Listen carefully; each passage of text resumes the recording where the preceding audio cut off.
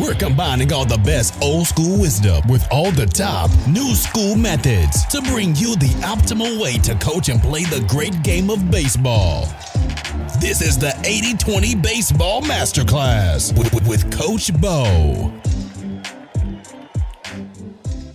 Welcome, coaches, to the 80-20 Baseball Masterclass. Coach Bo here with you, episode 75. In this week's episode, I'm going to share out a fun, easy to set up, easy to explain, easy to facilitate, competitive throwing drill, or part of the throwing routine that you can do that will increase or will train your players to throw more accurately. So it's a simple thing you can do. It's fun, and it doesn't take any extra equipment that the players don't already have when they're out there doing their throwing routine: the glove, the ball, and one other thing that they have with them at all times on the baseball field, or at least they should. So we'll get into that. And also in part 2 today, I'm going to share some ideas to how to keep bench players focused on the game and warmed up. So being a bench player, having your players ready to come in the game later in the game is 2 parts. It's a mental, it's a focus thing, and it's physical. They have to be ready to move, and you don't want to have a hitter get up there and need a swing to warm up, or a pitcher that needs an extra 5 throws or 10 throws just to warm up in the bullpen more than they already need to get ready for the game. So we're going to talk about how to get bench players warmed up and focused so they are better prepared to contribute when their time comes to shine out there on the field. Now, if you're not already following 8020_baseball on Twitter, go ahead and do that. I know Twitter, I'm not a big fan of Twitter, the business, the company, but in terms of a platform to reach people in the baseball community, to reach out, to share the message of better baseball, to share strategies, tips, and a better mindset. So as of now, that's what I'm using to share out. I'm also going to start putting the tweets, and I've already started to put those on the 8020baseball.com website,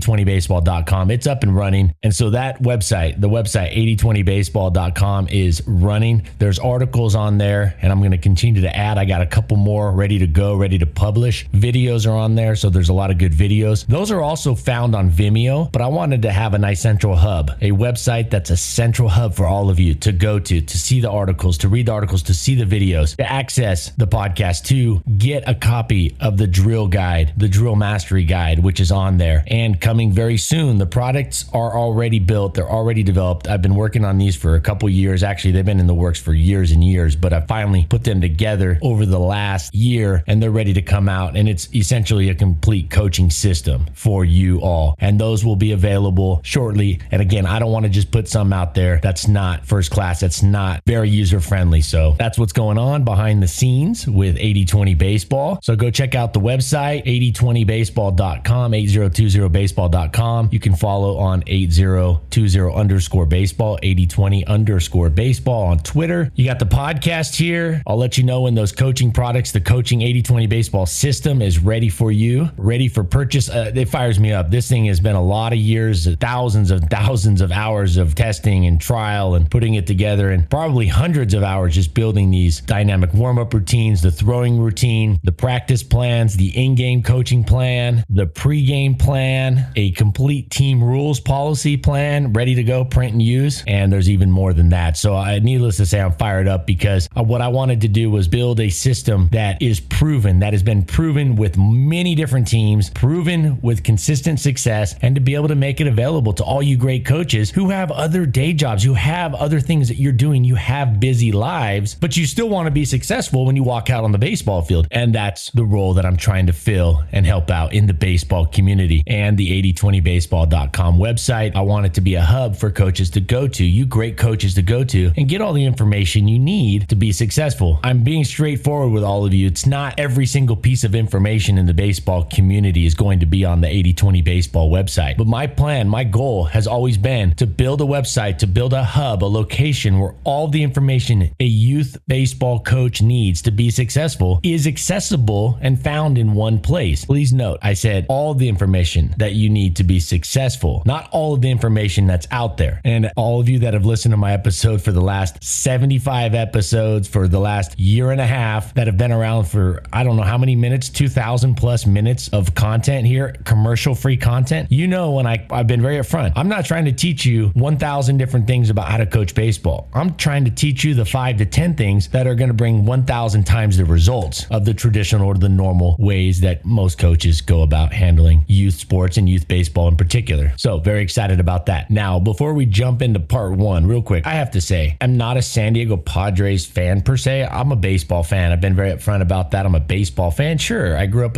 going to Dodgers and Angel games. I'm a huge baseball fan. I'm just about good baseball. And I'm really into the youth baseball and helping youth coaches. But I was watching these Padres the other day, and man, oh man, they're my favorite to win the World Series. You know, when they signed Manny Machado, I thought, oh my gosh, it's the same old Padres. They're going for this flash in the pan kind of thing, or this flashy, shiny object deal, and they're all caught up in this shiny object syndrome. And I'm not a fan of Manny Machado. Bad attitude. He's a whiner. He's a complainer. Anyways, so I've talked about not getting guys or players, young players, even young players like that are like a Manny Machado, even though they're one of the best hitters in the game and a really good defensive player. It's not worth it. The San Diego Padres are my favorite to win the World Series because they are so well put together in terms of what makes and what helps teams win, aside from Manny Machado. So that's telling you, if they didn't have Manny Machado, if they had a Justin Turner on their team at third base, or a Nolan Arenado, or even just your average Joe third baseman, maybe your bottom of the barrel third baseman in the major leagues, which is still a stud, but he's, say, bottom of the barrel major league player, like the 30th best third baseman, but he had a great attitude, I would probably 2x, 3x my personal odds of the Padres winning the World Series. Now, the World Series is somewhat of a crapshoot when you get to the playoffs, of course, and there's so many other good teams. There's just some really good teams out there. I mean, the Dodgers are a great team, and they're in the Padres division, but there are definitely some great teams. So I would never be foolish enough to say, I think the Padres are going to win the World Series. There's a lot to come about. There's a lot of factors that play into this, and there's a lot of other good teams. But if I were to put the odds on, if I were to bet my money and allocate, like say I was putting $1,000 on all the major league teams, I would allocate more of my money on a bet for the Padres than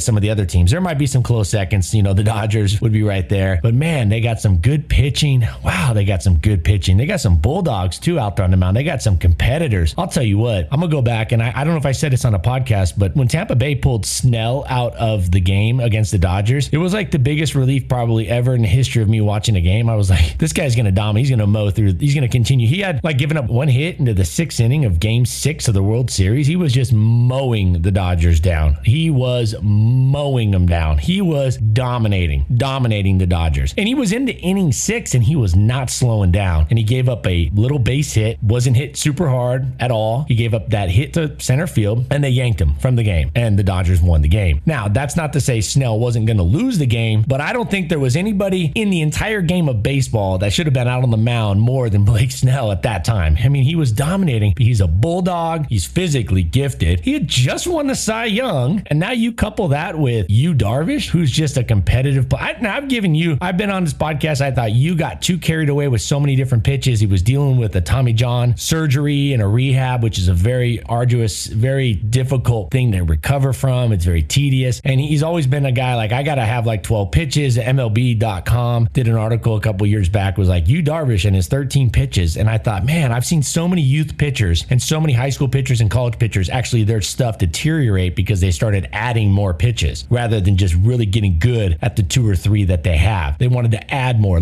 because their results weren't there. So instead of getting better at what they had, they wanted to go get more instead of just fine tuning and getting better with their fastball, their changeup, their breaking ball, or what have you, what their arsenal was. And so Yu is a heck of a pitcher. I think he's gotten better as he's really fine tuned his fastball command, and that's gotten a lot better because his fastball was rated below average his entire career in the Major League Baseball. It was a below average fastball, and he's always throwing hard. He's always throwing really hard, and he's a big guy, but it was below average. And so I think it was partly because he was trying to throw 1,000 pitches, and then he'd cut that fastball a little, it would a little extra tail would run, or it wouldn't be as accurate. He didn't have the control command that he should have. So Yu Darvish, man, I'll tell you what, he looks dominant right now. He looks dominant. His delivery delivery. His mechanics look dialed in. He's competing. And I mean, guys like Will Meyer, these guys like Tommy Pham, and I'm leaving off 3 or 4 of that Weathers kid. He's pitching really good. Man, he's a bulldog, that lefty out there on the mound, Weathers. So again, the Padres are a rival within the division of a team that I would rather root for, but at the end of the day, man, they're put together. Those Padres are put together. So I'm just throwing it out there. I like how they're put together. And for the most part, this is something that really surprised me about the Machado signing. As I look at their team and really look at the Padres, and from a youth baseball perspective, we're all about building high character, high quality people teams, person teams, kids. You want high quality kids on your team, which is surprising because the rest of their team, like Tatis Jr. and all these other players, Hosmer, these are like legit cool dudes. Like these are like awesome people from what I've gathered. You know, I don't know any of them personally, but what I see is like these guys they're all cool cats. And then you got Machado. And I think what is happening is there's so many cool cats and so many tougher guys and so many better mindset players. There's so many better players, that higher quality character players. There's so many high quality character players on the Padres that Machado doesn't get center stage. He has to kind of conform to the norm of what the rest of the players on that team are starting to create. So anyways, I thought I saw that. That's a fun team to watch. If you can squeeze some time into watch baseball on TV, try to get a hold of a Padres game. Watch how they play, minus that third baseman, but watch how they go about their game and how they're built. Starting pitching, good defense, and an offense that looks to slug and drive the ball out into the gaps, out into the outfield, drive the ball. They're looking to do damage on those pitches with less than 2 strikes. They're not looking to get their batting average better. They're looking to get the scoreboard better.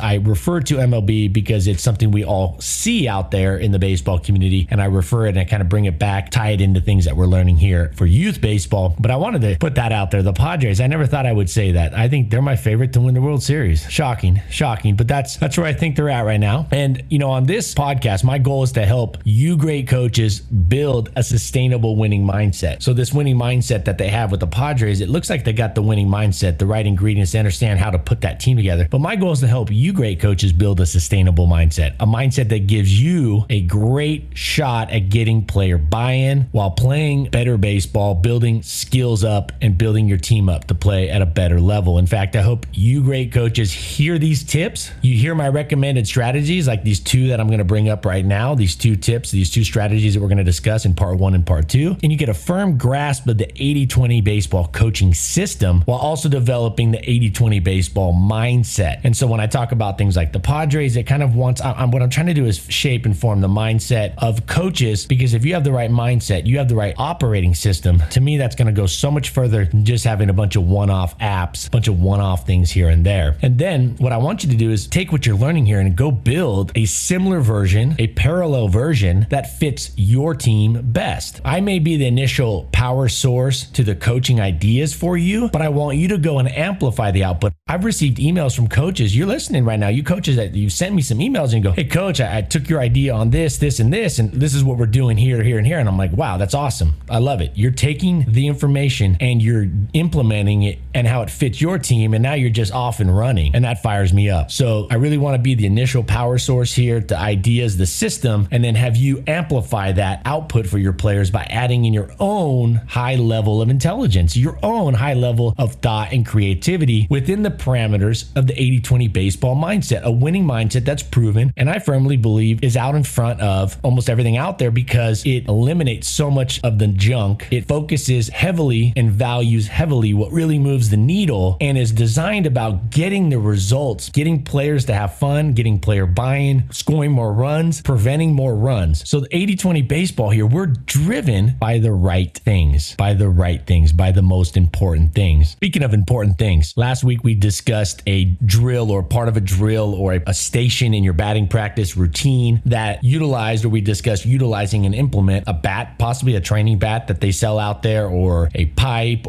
You can get a plastic pipe, a wooden dowel. You can create your own. If you can afford it, you can get these training bats that have skinnier barrels. So you have a skinnier place for the ball to make contact, and then getting a smaller ball, whether it's a small wiffle ball, golf ball, which are very easy to find and very cheap and very light to carry around. And when you hit them, they don't won't go very far, and or those smaller baseballs. I wouldn't say mini baseballs, but the smaller baseballs that they sell out there. There's some that are rubber, some that are like legitimate leather and stitches. And like I said, there's some foam rubber type also. And so you have a smaller ball that you're hitting with a smaller bat, and now you're making the drill much more difficult. The other day I was listening to Marcus Luttrell. He's a Navy SEAL, very well-known Navy SEAL. And the movie Lone Survivor was about the event where he was the main character, real true story, the main person of this. And if you haven't seen that movie, man, what a great movie, Lone Survivor. A lot of you have seen it, I'm sure. And I listened to him the other day, and what he said was very blunt and straightforward. He said the reason the Navy SEALs are better than everybody else when it comes to what they do, and remember, that's life and death. And so when they say something, I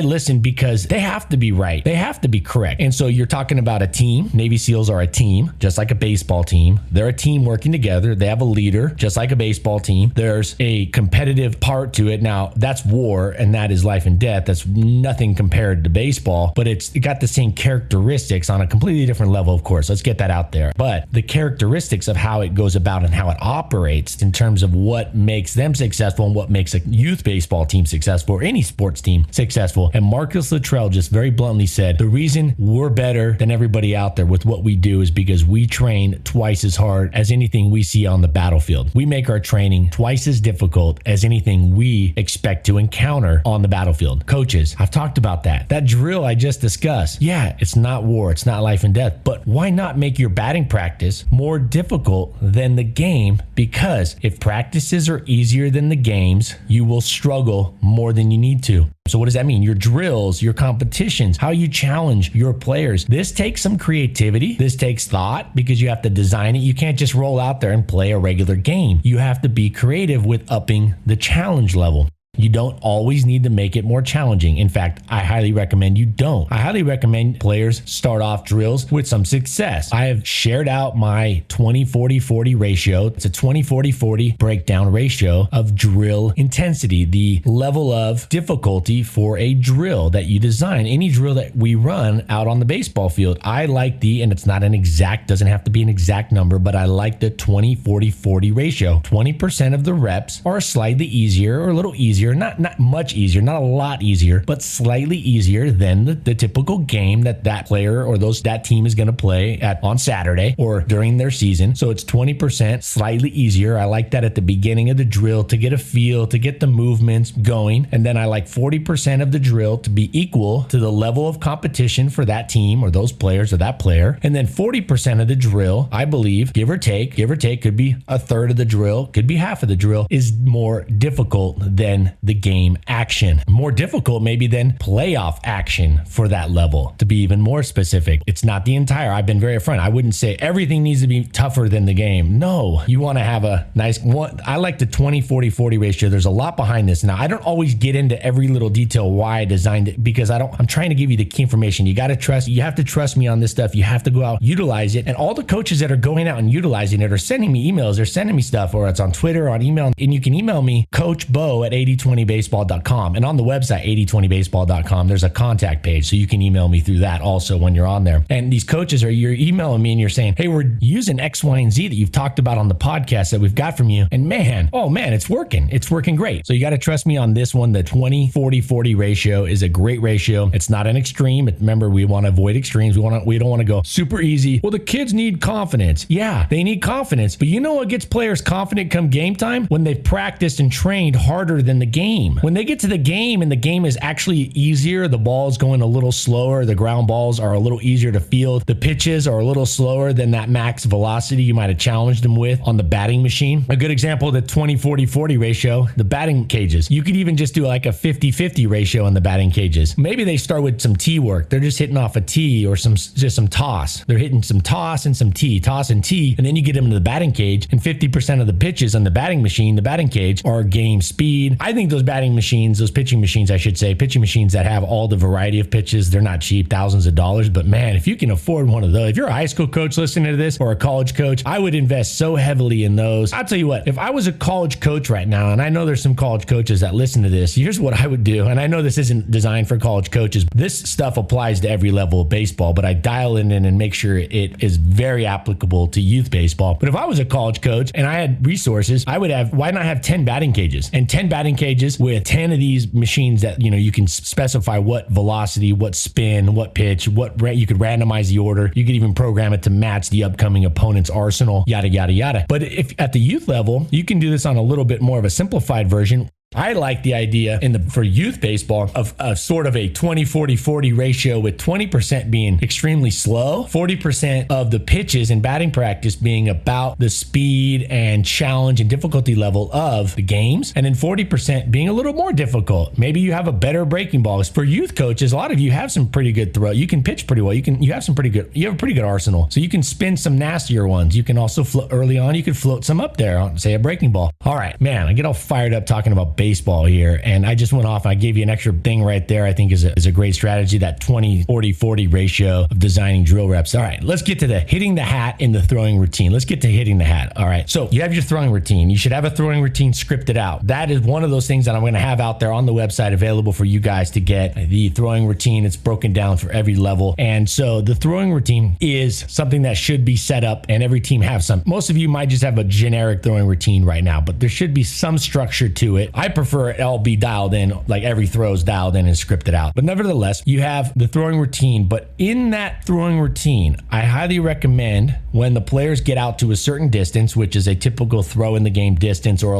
maybe a little bit longer than normal throw in the game, the partners, they take off their hats and they put them on the ground. And some of you have seen this drill. Some of you might even be using it. I don't see it very often. That's why I'm bringing it up here. It's a very effective, no extra equipment type of drill. The players already have a hat. They should have a hat. They got their glove already. They're catching the ball, and they got a baseball. And you have them put their hats out in front of themselves, like 10 feet-ish, 8 feet, 12 feet. And they have a competition to hit the hat. Now, the reason I like doing this at a little bit further distance is because then it mimics more of a chest level throw, like hitting your partner in the chest. If they were at, let's say you're playing on a 60-foot basis, a lot of those throws might be like 60 feet, 70 feet. I would have them go to like 80 feet and hit the hat at 80 feet, because the hat's going to be on the ground. So the angle of the throw at 80 feet would mimic something like the level of a throw at a 60 or 70 foot. Now, you can tinker with different distances for your players. So they take the hat off and they have a competition. This could be a one-on-one competition, or this could be a team-wide competition. They have to hit the hat. They hit the hat, they get a point. First player to 3 points. The first player to 5 points. If you go a little long with this, it can take a lot of throws, and sometimes the accuracy on that day is not that great. But as they get better at it and they really focus, and that's really the key of this, is it makes them focus on a smaller target rather than just throwing it to their teammate, throwing it to a body, throwing it to an area. They're throwing it to a small object. The hat is not really that big when you're out at 70, 80, 110 feet. So they hit the hat. There's also instant feedback. The hat moves. They hit the hat, it moves. The nice thing is it doesn't ruin the hat. It doesn't mess. A baseball hitting a hat, I've never seen it mess. I've used this for years and years. I've never actually seen it do anything to mess up the hat. The hat's perfectly functional after playing or doing this drill. So it's the hit the hat drill. Hit the hat drill. You just say, all right, hit the hat. Or it's embedded into the last part. Maybe once they're done warming up, maybe they've done their long toss. This is what I prefer, is they do their long toss routine. And as they come back in, they get to a set distance, and you can vary that distance, and they play the hit the hat game. Players have fun with this. It gives them purpose. It gives them a target. It gives them instant feedback, and it's a competition. Maybe you have the first 3 players on the team to hit the hat. They go over and have a seat, or they go over and get some water, while the other players do a 90-foot and back bear crawl. Maybe they do a 100-foot bear crawl and back, or maybe bear crawl out to the left field fence, center field fence, and jog back. Maybe you have some Gatorades, and maybe you don't do anything. You just congratulate and praise those players that had the best results, and then you move on. That's always something I mention to coaches, is you can do a lot of competitions, but you don't have to sit there and just get stuck and hung up on the winner and the loser. You can just move to the next thing. You can just move to the next thing. And if the next thing you have on the slate, the next thing you have on the practice plan is engaging and fun and action-packed, well, then they're going to forget about that competition. It's not like, hey, but I won. What do I get? You're on to the next thing. So I think having some physical, maybe the losers got to do a bear crawl. Maybe the winners get something, like maybe at the end of the practice, they don't clean up the field, or you have nothing and you just move. So you can kind of fit it into how it best fits. You can just move right to the next drill. Hey, Johnny, you won. Tommy, awesome job. Jimmy, awesome job. You guys are the 3 year, the champs on this. Boom. All right. Hey, we're going down here. We're doing base running on the line. Everybody listening here has probably had a younger kid. One of the best things you can do when you're 3 or 4 year old or your 5 year old or even a 6 year old, usually like this works really good with 2, 3, and 4 year olds. I'm sure you guys all probably did this at one point or another. They're whining about something. They're crying about something. But if you can distract them and get them to the next thing, they just forget about that. They forget about what they were whining about and crying about. Now, this is different because your players aren't whining and crying. They're older typically, but this is distract them with something, get to the next thing, and then, okay, well, hey, I'm doing this now. So it's kind of a nice segue and a nice transition move for coaches with competitions without having to get stuck with winners and losers and rewards and consequences every single time. So as we get back to this specific competition, hitting the hat competition, there's a couple things you can do to make this more realistic. You can have the players, I recommend you having your players mimic moves that will come before the throw. So a catcher can start with the ball in the glove in a stance like they just caught a pitch that's coming in, and they go from the receiving position to the throwing position as if they're throwing a runner out that's trying to steal, say, second base, right? In this case, it would probably be second base, although you could even have them shift at a 45-degree angle, the angle in which they're facing, and then mimic throws to first base and mimic throws to third base. Infielders start with the ball in the glove, down on the ground in a ground ball fielding position, and have those players fire up and get rid of the ball as fast as they can. A caveat or a expectation to qualify for a point, if your players hit the hat, to qualify, it must be a full speed throw. In other words, they must have gone through the movements, a game speed movement, to make that throw. They can't sit there and slow motion their delivery and take their time, because in the game, they're not going to have that. The only time somebody has that opportunity in a game when it comes to a throw, almost exclusively, is a pitcher that's in the windup. Everybody else that's making a throw, a pitcher in the stretch with a runner on, they got to go at a certain speed. When you're making a play on defense, there's almost always something that, if it's an important throw, that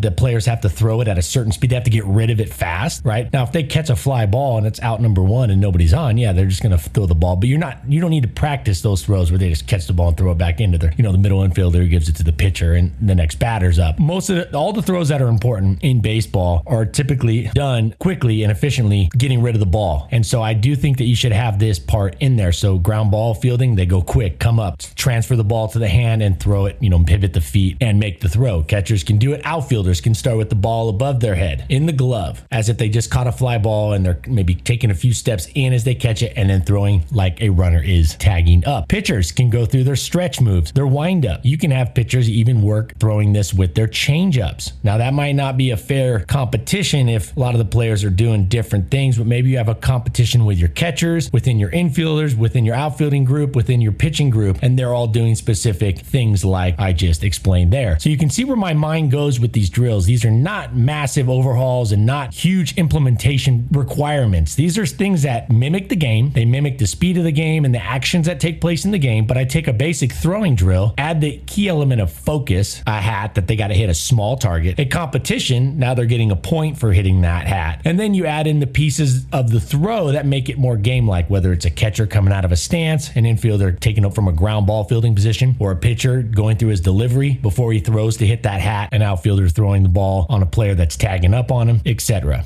Okay, part 2, bench players staying warmed up and ready. A simple thing here, and I'm not going to there's so many different things you can do for this, but I think the key thing is to keep the legs loose and keep the shoulders loose. They got to be able to run and move. I think not just running forward, but running backwards and side to side. So however you get this done, you could have them sprint down, you could have them sprint, you could have them do high knees in one place if you don't have a lot of space. Having them run down. My high school coach, he was ahead of the game on a lot of things, and he required everybody that was not in the game, not starting or in the lineup or out on the field playing, all the bench players had to run down, had to jog down at about 50 to 60% down to the foul pole, down the line in foul territory so as to not get out on the field, and then sprint back. Not all the way back to the dugout, but about 80% of the way back. They could shut it down and coast that last bit so nobody was getting trampled. And that little piece right there, I think, paid dividends when he would put a pinch runner out there and he was ready to go full speed on the first pitch. I think a big one is also shoulders. I highly recommend every baseball player have some weighted baseballs, not necessarily to throw. Now, I'm not saying that's a bad idea. I like that idea, but that's something that needs to be watched closely. It needs to be carefully done. But there's something that you can do with players without any background on training any of this. Get them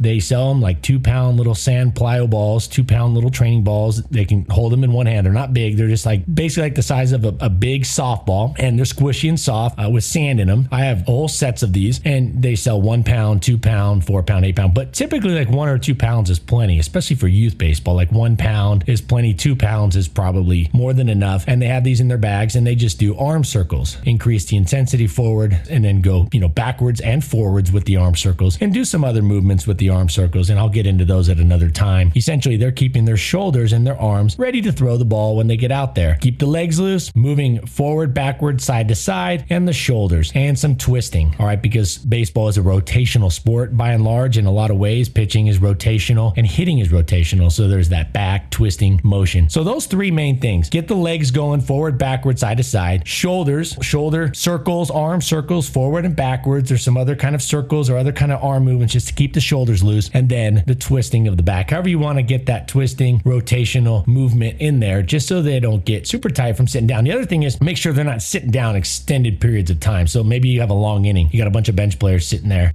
I recommend standing up when the team's on offense, because I think when you're on defense, you don't want any more noise than you have to. The other team's going to probably create some noise and things like that, but you want to be a little more calm when your pitcher's out there and pitching and things like that. I would have my bench players standing up while the team is on offense, and sitting down while the players that are playing in the game are actually out on the field. One thing, it also gives the bench space for those players that are coming off the field to sit down for a minute, to kind of gather themselves, because they are out there playing on the field, and it gives them this second to get off their legs. Not that these kids can go for days, I get it, but they might want to sit down for a minute, like the catcher. It just gives them an open space to get some water. Maybe the pitcher and catcher can talk. Maybe the coach can talk with the player, sit down on the bench and talk. And the rest of the bench players that are not yet in the game, they move up to the front by the fence if that's possible. So that's really a big thing with me. Bench players staying warmed and focused. Another one is focused. I'm not a big rah fan. I don't like necessarily the big chants all game, every game. I do want players to have fun. They want to be vocal and have some fun with it. Let it slide, let it ride, as long as it's not excessive, and definitely not towards the other team, as long as it's with the own team. If they come up with some cool things to do, I would let it slide, let it ride, and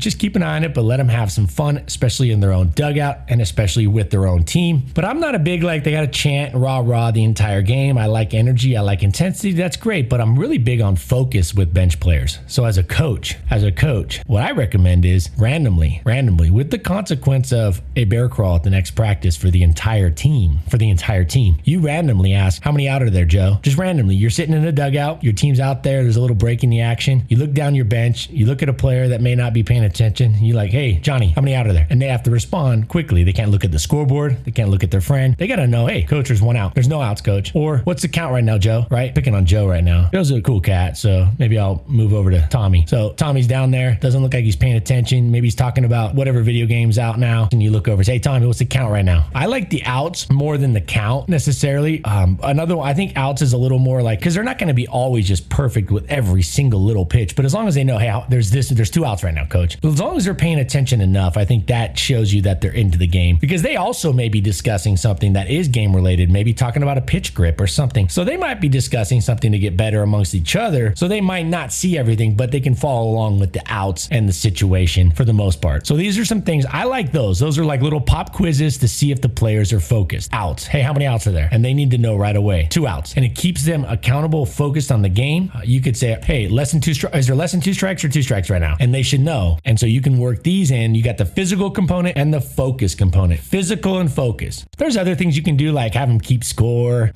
I think having them track stats, pitches, strikes. That can be good for youth sports that don't have the technology or the software and the automation to track all this. You can have 5 clipboards ready to go with 2 pencils on them, just in case one breaks. And they can have charts that you develop, like strikes and balls or total pitches. They can count that. They can keep score. There's different things you can do to keep the players focused, which is good. It also makes them feel part of the game. And also, if you can collect information and data at the end, insofar as it's accurately recorded, that can be useful also. So I'm going to wrap it up. Part 2 right here. I'm going to wrap up the episode with this. Always trying to discuss the main needle movers, the main operating system that we're trying to run on here. And that is with bench players, you want them focused on the game, and you want them physically ready to go. How much you have them run and how much you have them do to stay physically ready, it's a balancing act because you don't want them burnt out by the time the sixth inning comes around and you need them. You don't want them having done 100 arm circles forward and backwards with 1 or 2 pound plyo balls, but you might want to have them do 5, or maybe every other inning have them do 10 arm circles forward backwards with 1 pound plyo balls, or etc. So it's a balancing act. You want them to be ready, but you don't want them to be fatigued, but they're young. They usually can handle it. So keep them focused, keep them physically ready,